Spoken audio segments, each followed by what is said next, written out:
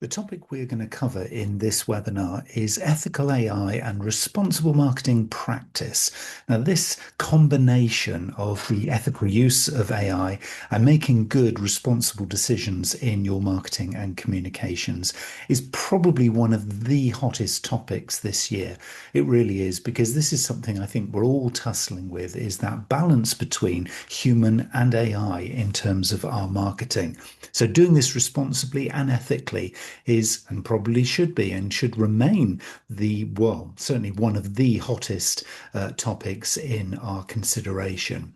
My name is Neil Wilkins, and this is the Cambridge Marketing College AI Marketing Series. So this is going to be all about how we can use AI powerfully, responsibly, and credibly through making better judgment, better decisions, ensuring we've got good governance and best practice in everything that we do.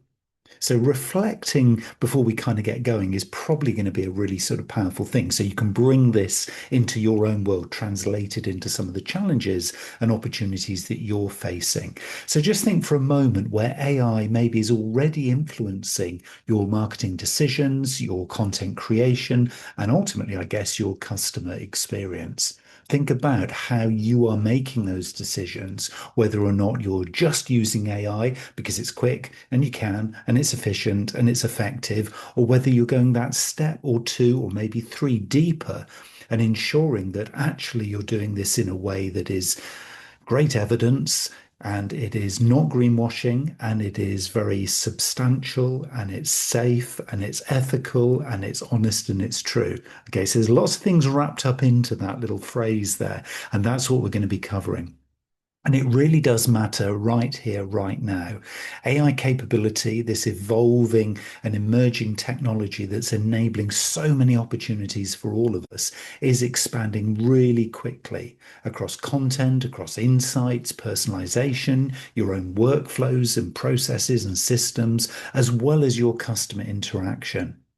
So at the same time as that, what we're needing to do is balance that kind of practicality with more strategic things, like ensuring that we are still being trustworthy, that we're being transparent, that governance is really in place so that we're keeping records, the correct records of the things that we do. And so that we're balancing the commercial sensitivities of using AI with the opportunities that obviously it presents. So that's really what we're going to be doing here. We're going to be making sure that we add value with AI without responsible practice creating an avoidable risk, if you like. So actually ignoring the ethics, ignoring the transparency, and just doing it because we can. That is obviously not the best way forward. So that's what we're going to cover in this session. So by the end of this session, hopefully, you will be able to really understand the main ethical risks that are there present, whether you're aware of them or not, in your marketing. So we're going to kind of go deep into some of these issues and challenges. We're going to be able to hopefully apply some simple frameworks to enable you to make some really responsible decisions going forward. And we're going to be capturing evidence as we go. We're going to recognize the obvious bias that is inherent in both human but also AI decision making. We're going to look at opacity and also governance gaps, and I'll explain what those things mean as we go. We do need to set up some really practical, and that's the key word here, practical safeguards for the way that we use AI in our content, in our targeting, and in our automation. So having frameworks, models, guidelines, and safeguards, putting those guardrails in so we can be confident that as we move forward, we're actually doing it in the right way. So it's got to be practical.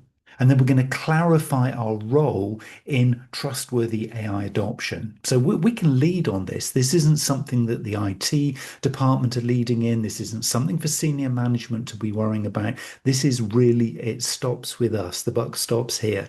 We need to be doing this and leading from the kind of work that we're doing.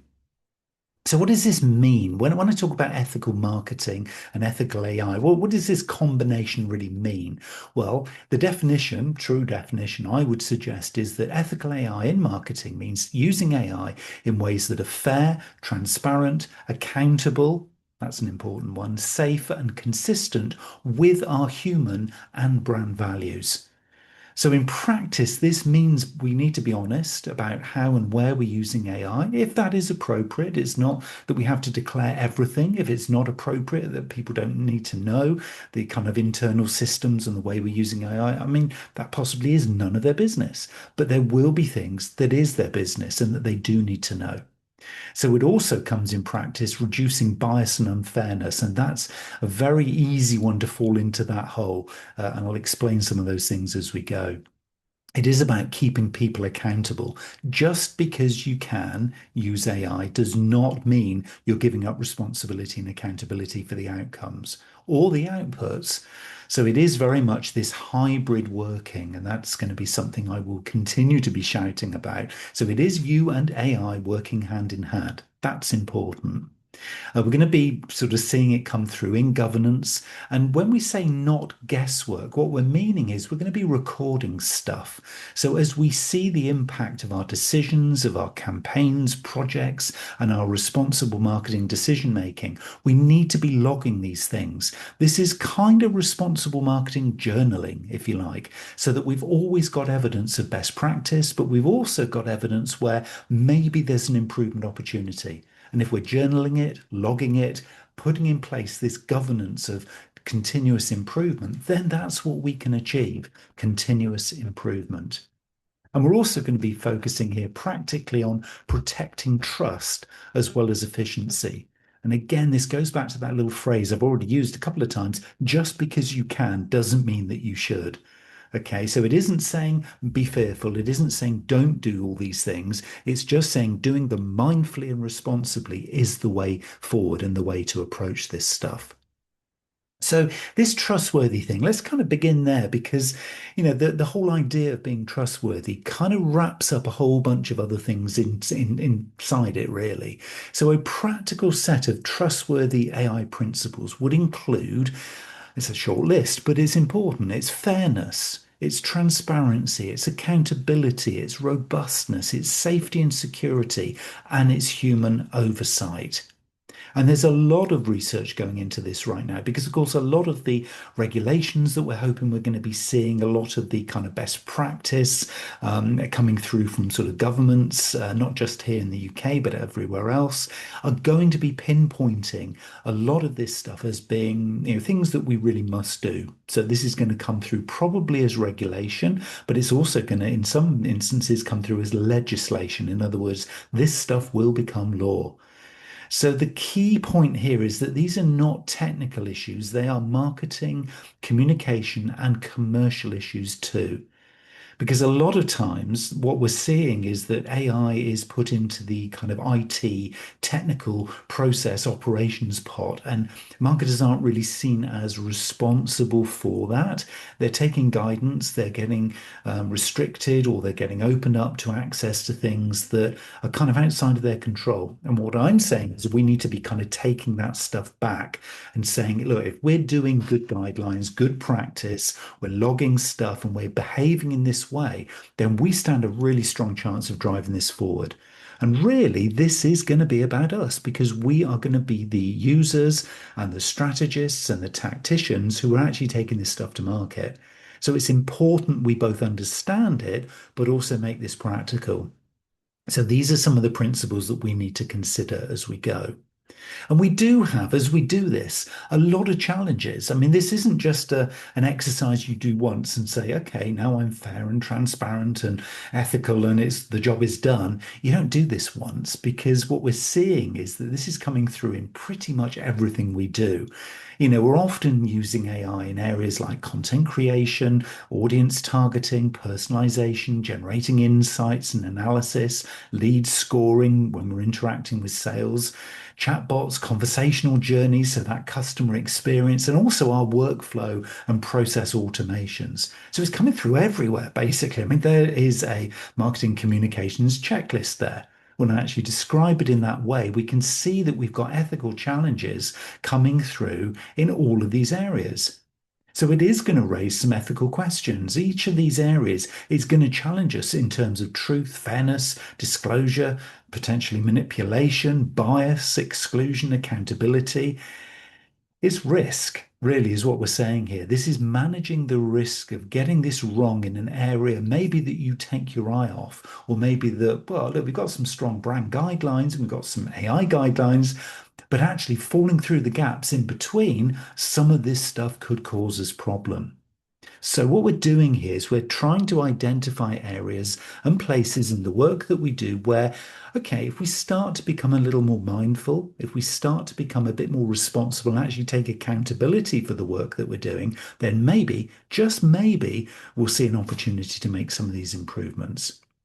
Because if we don't, and there's always this flip side of, yeah, Neil, it's okay kind of saying this, but I'm super busy in my work, Neil. I can't find the time to do this. But what we're going to be doing is we're going to be seeing an increasing problem building probably out of sight. Well, it's probably hiding in plain sight because it's there in front of us. But if we're not focused on this, one of the big things that we are going to see, and I do see this in some of the client work that I do, is this concept of bias. Okay, because if we don't address this now, and I'm not talking about soon or next month, I'm talking about this now. If we don't start to think about ethical AI and responsible marketing practice in this kind of way, we are going to be ignoring the biases that are actually sort of popping up every time we use AI. So if we produce a piece of content and we're not focused in this area, we're going to be just taking that one little step off kilter. We're just going to be going off the path of keeping this stuff responsible. Because bias is not a data science problem. Everything that we do from prompt design to making assumptions to segmenting our audiences to putting creative outputs out into the world to the training data that we're helping our AIs to learn from and the way that we kind of optimize our goals and our strategies and things, all of this stuff, if we don't treat it in the ways that we're describing here, this is all going to start to become very biased in the way that it gives us support, the way that it actually operates, and actually the way that it's thinking. And of course, as humans, we do this ourselves anyway. We're not saying here that humans are perfect. Of course, we're not. No one on this planet has ever been unbiased. It's not how we're made. But what we need to be doing is understanding, okay, how does that bias that's inherent in humans and inherent in AI, just because of the way these things work and are processing information, how can we actually just be aware? So that we can do something about it, so that we can make decisions and we can start to become more responsible and accountable. Doesn't mean we need to become perfect because that isn't going to happen. But what it's going to do, it's going to make sure that when we are creating images that maybe underrepresent certain groups, we spot it. When the copy outputs default to some stereotypes, we're aware of it and we can see it.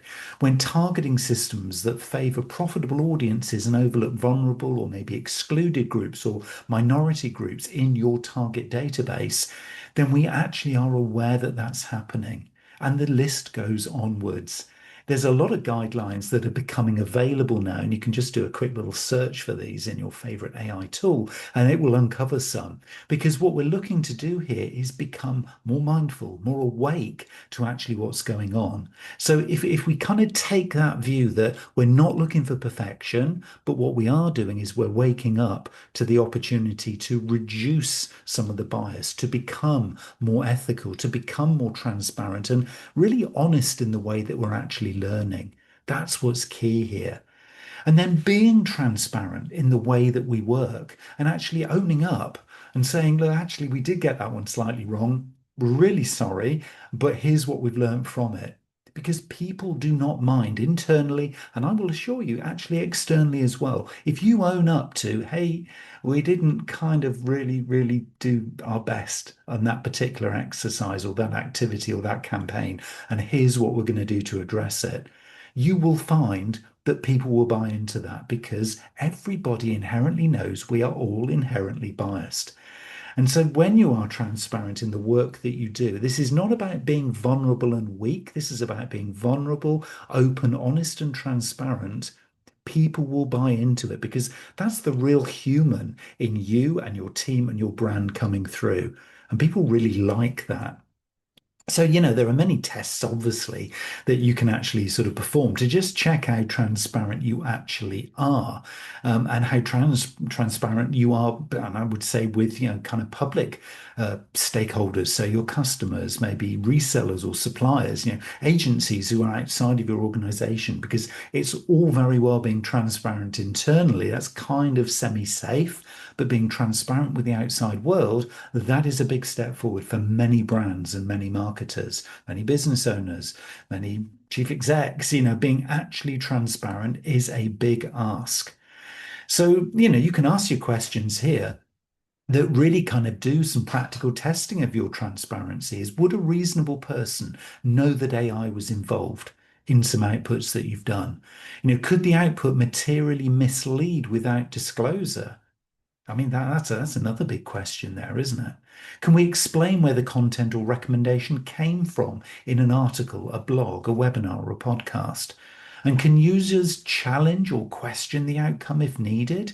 That's an interesting one, isn't it? Because you could say, well, okay, we're transparent as a brand. We are honest and we're ethical and we're trying our best. But actually, we don't like any feedback. So, if having then declared that we made a mistake here, or that actually we're going to improve by doing X, Y, or Z, yeah, but we don't want to hear what the world thinks. Well, is that being truly transparent? Because being truly transparent would say, and actually, we're going to welcome some feedback. Because actually, we might not have got it quite as wrong as we're actually declaring, if you see what I mean. So, actually entering into a dialogue with this stuff, well, that is responsible business practice because that opens up the opportunity to properly learn, not just from what you think is going on, but actually from what the world thinks about what you're producing. And to me, this is really where this word governance comes into play. For a lot of marketers, a lot of business people, the word governance kind of strikes fear in because it's like, oh no, here comes all the legality. Oh, it's going to get really heavyweight and it's going to be like, oh, I haven't got time for this. It's just too much to do. But actually, when you take the lighter version of what the word governance means, it's actually showing good behavior with good intention and actually logging it. That's really what we're talking about here. So it is that journaling that I talked about before. And yes, you can have some great policies and real strategic intent with your governance, but wouldn't it be more sensible? Wouldn't it be a little bit more achievable if we just started small and actually just thought, well, okay, we haven't really got anything at the moment. So let's kind of start to maybe sort of use some approved tools and we'll actually declare why those tools that we're using are approved because they kind of fit what we're doing. They are kind of safe. They're nice and secure. We can manage them and we can create some guidelines from them. And just listing that out is the start of governance. I mean, maybe we've got some permitted use cases. So actually, we kind of use these as our little testimonials of best practice. Great, log those too. Maybe there's some disclosure rules where we say, okay, we will put this stuff into the public domain. We're going to show our route map for full governance. And we're nowhere near the end point yet, but we're just going to show how we're going to be progressing and how we're learning, what we're learning. So you start to do this more in public. Now, I'm not saying, of course, that you declare everything. I mean, things that are commercially sensitive, no, those are commercially sensitive. So you keep those in-house. You keep those private because they will be very much giving away too much information. But there are certain things that you can disclose that don't have a commercial impact, but they do have a brand impact and they show you to be ethical and responsible. To figure out what that balance is, which goes into one pot and which goes into the other. Other areas where governance is important are content review steps.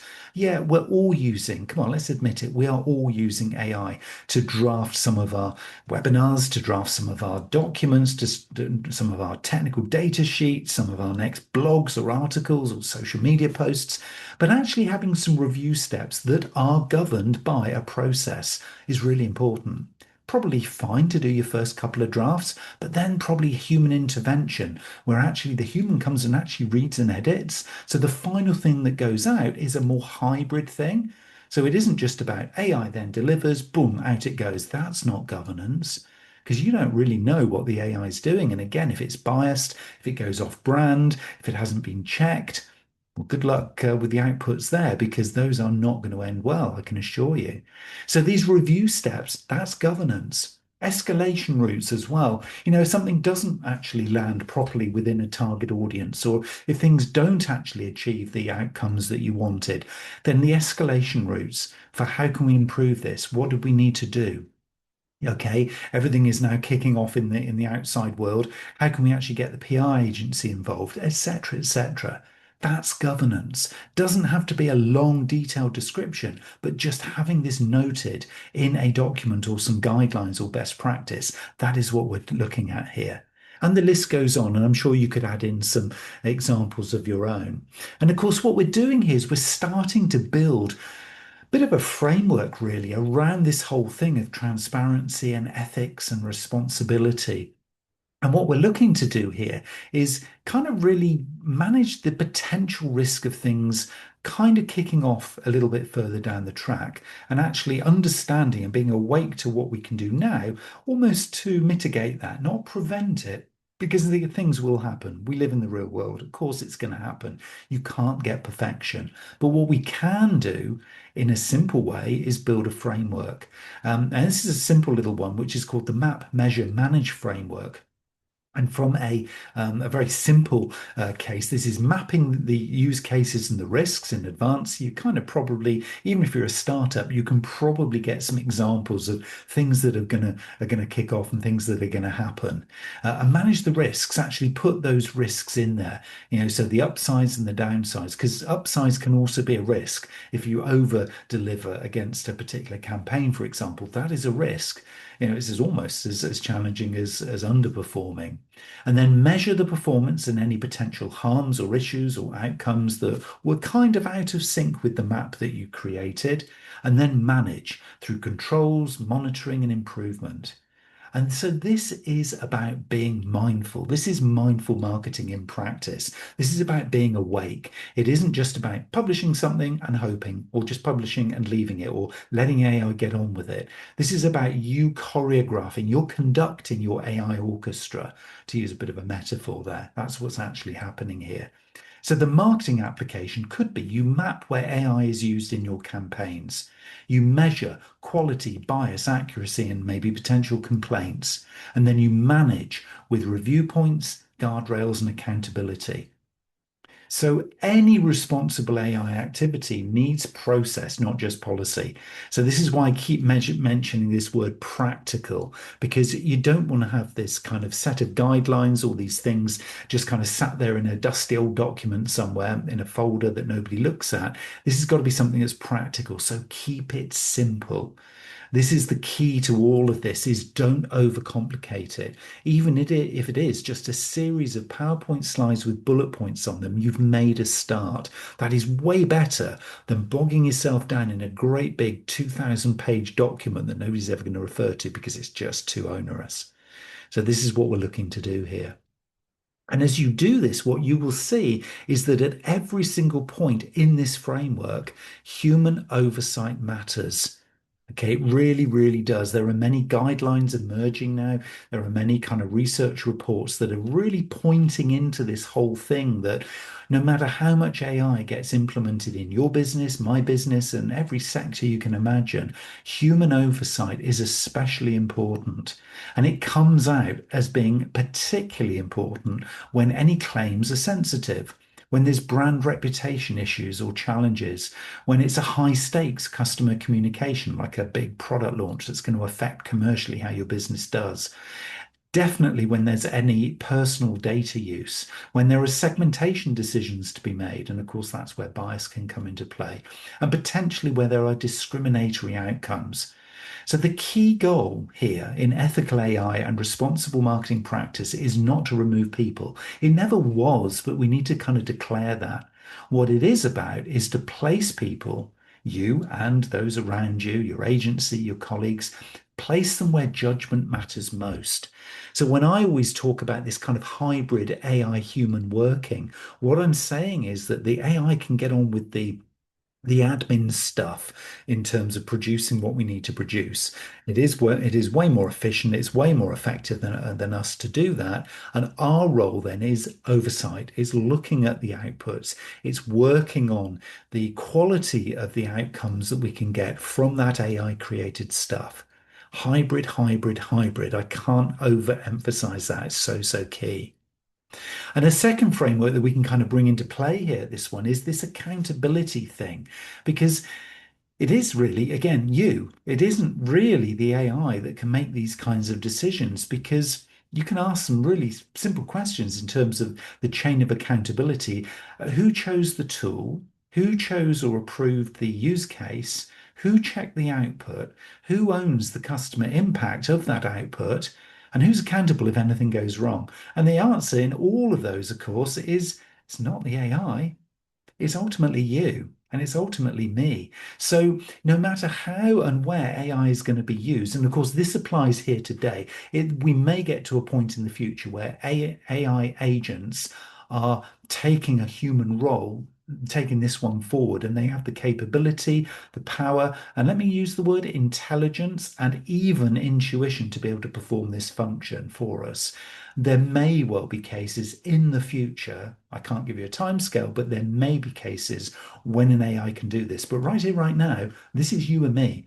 Okay, so the accountability for this stops with us. So those are going to be some of the sort of positions that we're going to be putting ourselves in to be adding the value as the AI does all the power, kind of fueling the powerhouse behind us in terms of getting this stuff out at scale in a really high quality way, best practice content, etc., etc. But ultimately, it's us who's accountable for the decision making. So some examples, I mean, here, just to kind of bring this one to life. First case example really would be AI generated creative. So you can interpret that in however you like. And of course, we're all doing this now. So a team uses generative AI to create ad visuals and copy at speed, super effectively, of course, better than they've ever done before. The opportunity here is clearly faster production, but the ethical risks by doing this, not saying don't do it, but I'm saying there are some increasing risks here that may include bias, unclear provenance, misleading realism, IP concerns, and maybe poor disclosure. Okay, so the lesson to us as marketers is that speed's useful, but provenance and disclosure cannot be an afterthought. We need to be part of that process. So think about when you're deciding which bit in the process does our AI do and which bits do I do as a human, then you're starting to become more ethical and you'll be starting to become more responsible in your practice. Second example, AI personalization. Now, we know this one can be really powerful. AI can improve relevance, timing, and efficiency in the way that we personalize what we do. It can also become intrusive, opaque, or unfair if customers don't understand how decisions are being made or if the optimization becomes over manipulative. And we're already starting to see examples of this coming through where it's just a bit too heavily optimized, a bit too heavily personalized. So we need to be careful here.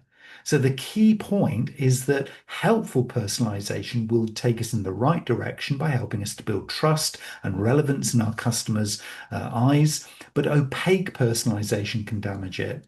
So we need to be present to ensure that it's transparent, it's fair, it's responsible, accountable, robust, and secure. Because the more we do this, and let's face it, we are all doing this more and more and more because we can and because it's so powerful, the more we need to be involved. Hybrid, hybrid, hybrid. This is the big message coming through. And so we're seeing here the starting, I guess, of a series of kind of responsible marketing, everyday kind of best practice examples. So good practice would include checking outputs for bias and stereotypes. We just covered that one. Being clear when AI has materially shaped customer-facing content. That could be an internal one, but it might bleed out into your external stakeholders as well. Using approved data and tools. Again, you've got to have your process in place there or your guidelines in place there so that not just you, who maybe has created these, but others around you have actually got their kind of their knowledge base and their skills aligned with those things too. Avoiding invented claims or references. Again, if you are being the onlooker, if you're being just, okay, I'm just sort of seeing my head, pushing all this stuff out, didn't really check it, then you're going to fall into that trap. We need to make sure that we are really accountable for any claims or references that are being used by our AIs. Testing for fairness across audiences. Again, having that overview of, okay, does this apply to everybody I feel I should be targeting or who I am going to be pushing this content out through all channels, through all media, all mechanisms. So this isn't just, one piece of social content. This is everywhere. This is really important. And particularly where it's a higher risk use case, keeping the human review. So you are important. You are the kind of all seeing, all hearing, eyes and ears of your brand. You've got to take ownership of this stuff. AI will take it so far and it will work within brand guidelines very cleverly. But ultimately, before pressing that send button, it's got to be you, hasn't it? From what we're seeing here. So in day-to-day marketing work, it's important not just at the setting of the policy in those strategic documents or guidelines. This is practical stuff. And it'll ensure then that we start to make less mistakes and let's leave these mistakes to the competition. Well, hopefully they'll pick it up too, because we wouldn't wish this stuff on anybody, really, would we? But some of the mistakes that are going to be easy to avoid now with this more responsible marketing approach are treating AI outputs as facts. They often aren't. This word hallucination comes in. You'll have seen it. I've seen it. We know that to fill in the spaces, AI is very good at sounding very convincing. So it's down to us to spot it. Fact checking one piece of output with another AI is often a good way of doing that. That's what I tend to do. So if I'm putting out a big ticket item into the world, I will always use another AI just to fact check it, just to make sure that my view and my AI's view is actually correct. That's important. Another common mistake is assuming that speed equals value. It probably does in time and resource saving, but does it equal value in terms of outputs and outcomes? Big question mark. I'm not saying it doesn't, but just be sure that you know. Hiding AI use where disclosure matters. A lot of the social networks are now starting to label this. Google is now starting to label content in all its forms with created by or created with AI. So we're going to get found out if we try and hide behind that. Using biased prompts or data sets without review. So constantly going back into your favorite AI, whichever one you're using, and actually double checking, getting into a conversation and saying, hey, are you actually kind of aware that that last piece of content you put out felt a little biased? How can we get over that? And using that conversation to kind of do a sort of a safety check, if you like, because your AI doesn't want to make mistakes. It wants to support you and work with you. So it's probably as keen as you are to get this stuff right. So get into conversations and just ensure that you don't see that strategic drift over time, because it will be there if you don't check it. Deploying tools before governance is in place. So again, making sure you're working to some set standards and guidelines. That's really clear. And so the list goes on. It really does. I mean, irresponsible AI use usually looks ordinary at first, but that's what makes it dangerous. It looks pretty sort of fine and coherent and safe as you see your first few things, but just little incremental drifts, step by step by step, can take you over time in the wrong direction. It's much like map reading. If you take a few degrees out on your compass, you're going to end up somewhere different in the longer term. First few steps, no, it doesn't really matter. But in the future, you'll have drifted off at a different angle, and you might then be on a completely different hillside out in the wilderness, and the cloud comes down, and then you are completely lost. So let's not get there. So what we're finding then is our role is starting to evolve here, isn't it? Really, back in the old day with digital or even pre-digital, it was quite straightforward. We kind of didn't have this need to be potentially quite a passive user. You could kind of get into a good sort of brand guideline friendly way of working. But because we now need to shape prompts, workflows, targeting, claims, customer journeys, and be making sure all of that is enhancing, not deteriorating the trust that our customers have in our brand, it means that we need to help decide all the time these consistent and constant improvements in what is AI going to be used for and when. That's that hybrid thing. What customers are going to be shown, what actually needs to be disclosed and what needs to be checked, and ultimately what is acceptable in practice. So, marketers in every organization, not just yours and mine, but everywhere, I would suggest, are starting to help govern AI, not just using it. That's the point, and that's the really key thing here. And as I've said earlier, a lot of the kind of contemporary expert view, a lot of the big research houses and consultancies are coming through with a very similar view. You know, IBM and Deloitte are really framing trustworthiness in AI around this sort of qualities that we've been talking about here. And it's all about kind of declaration, if you like, of your route map, declaration in your guidelines of where you're going with this stuff. Trustworthy AI refers to AI systems that are explainable, fair, interpretable, robust, transparent, safe, and secure. That's from IBM. So the big players are talking about it. You and I know this to be right. We know that this is going to be good, strong, responsible marketing going forward. So today is the time where we need to wake up to this. It is the time and the moment where we need to start asking these practical questions before we just jump straight into using AI the next time. And the questions are kind of what is the benefit of using AI here in this moment? Can I actually do it without using AI? Or is AI actually going to benefit? And how and where could this go wrong for customers, colleagues, or the brand that I represent? Another question is bias a realistic risk in this use case that I'm actually working on right here, right now? Should users be told AI was involved? Is that appropriate? Or is it actually just overkill and it doesn't really matter that we did some hybrid working to get this incredible piece of content that I want to put out? Who reviews that incredible piece of content? Is it me? Is it somebody else? Is there an escalation process in place here? These are all questions that are really key to be using AI, but actually key to be asking before you do so.